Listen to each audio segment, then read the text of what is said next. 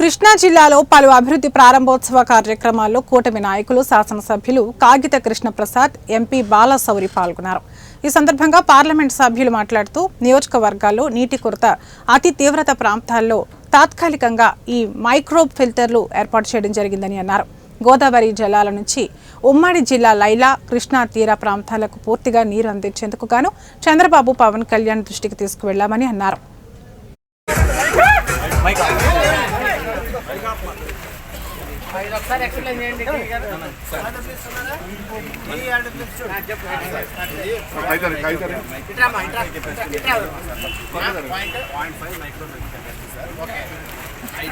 Water source పక్కనే చెరువు.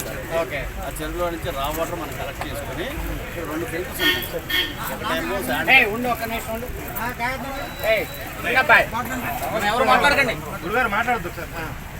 ఒకటేమో శాండ్ ఫిల్టర్ సార్, ఒకటేమో కార్బన్ ఫిల్టర్ సార్.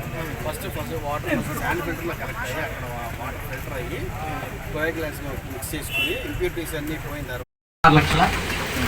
17 లక్షల రూపాయలతోటి ఈరోజు మైక్రో ఫిల్టర్స్ అంటే వాటర్ని శుద్ధి చేసుకొని గ్రామ ప్రజలకు ఇచ్చేటువంటి ఒక ఎక్విప్మెంట్ని పెట్టాం. సో పవర్ గ్రిడ్ కార్పొరేషన్ వాళ్ళు దాదాపుగా ఒక 5 కోట్ల పైన డబ్బులు ఇచ్చారు, సిఎస్ఆర్ ఫండ్స్.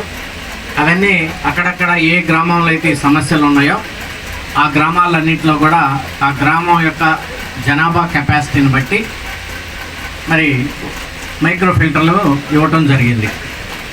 సో బేసిక్గా ప్రజలకి ఈ పెడన నియోజకవర్గంలో మంచినీటి సమస్య అనేది చాలా తీవ్రంగా ఉంది.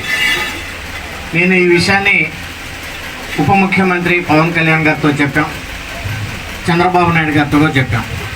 ఇప్పుడు ఏదైతే మనం చేసామో ఈ పనులని కూడా తాత్కాలికమైనటువంటి ఇవి